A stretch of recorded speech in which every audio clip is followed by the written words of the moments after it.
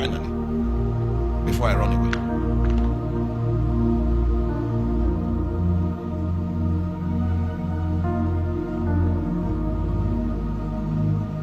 There was a day. This day was a terrible day. Somebody very significant in the family died. And this person had touched so many lives. And so the weeping was much. And the people that were depending on this person, whose lives will now be stuck in the balance because of his absence. There were so many, and their wailing was quite intense. Tears, weeping. And I happened to be one of the people that was a beneficiary of that person. So the name of the person we tell, wailing and weeping, wailing and weeping. And indeed, that person's death led to the truncation of the destinies of many people till today. But before that person's death, I found the Lord. The person's death for me was an opportunity for the Lord to show me his capacity. See, at the end of the day, the man of covenant will thrive in terrible situations. A man without covenant will be a victim of situations and circumstances. That is how we will know if you really have a walking covenant with God. When that person died, I knew that my options were not many. And what was available to me was the God I found in my sojourning. So I went to him. Because at that funeral, I knew that nobody would pay my fees. I knew that I was on my own. So I went to Jehovah. And obviously, the fees of so many people were no longer paid. I went to Jehovah. I said, there's a challenge. I don't know how I'll finish school. Can you help me?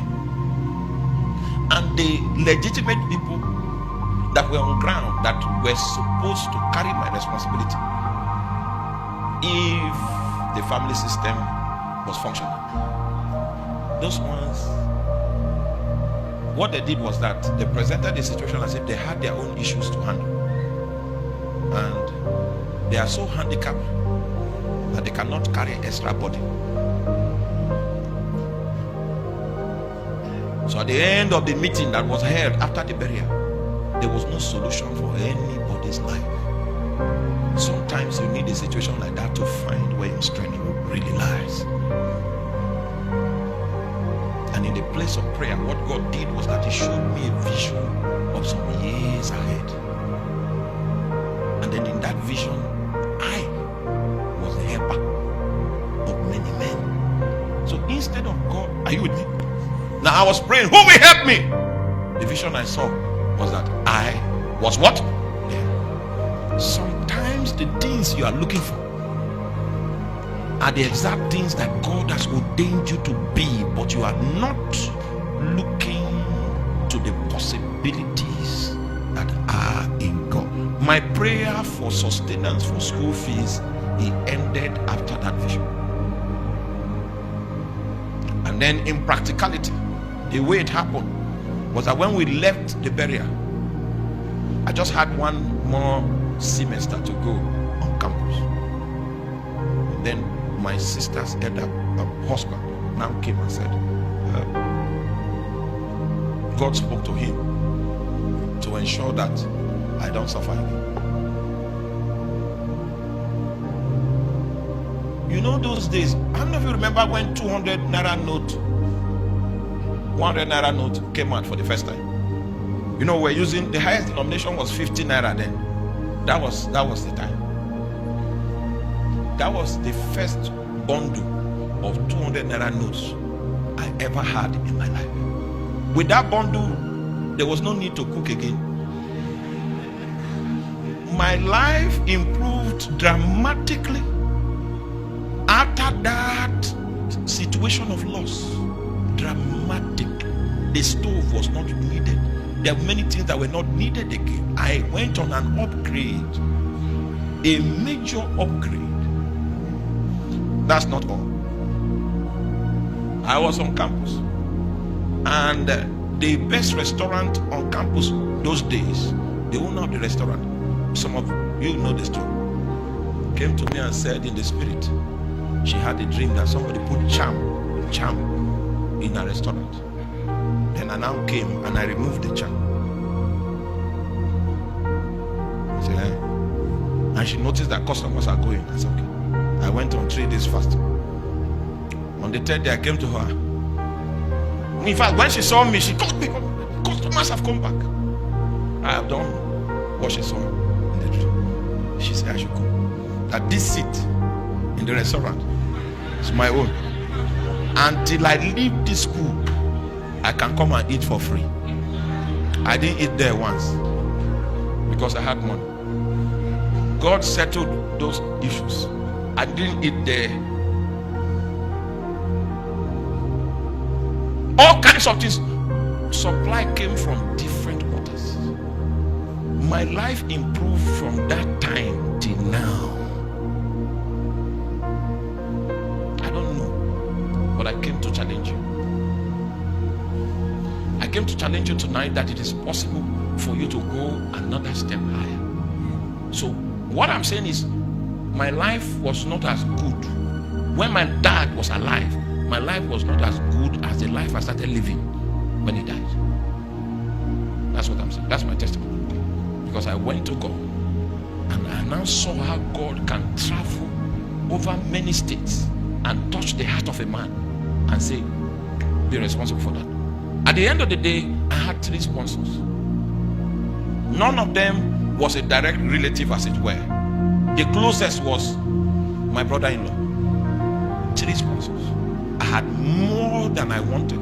I had more than enough. I said, oh boy, this thing they work.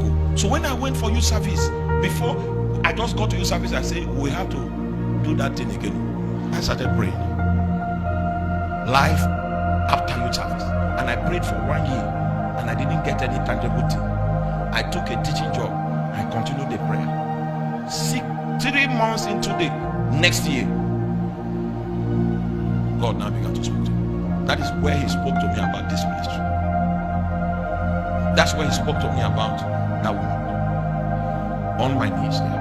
I was not asking for a wife. I was asking, what next after youth service? He showed me this ministry in Makode, and then he showed me a woman to match. When you are looking for a woman around the way,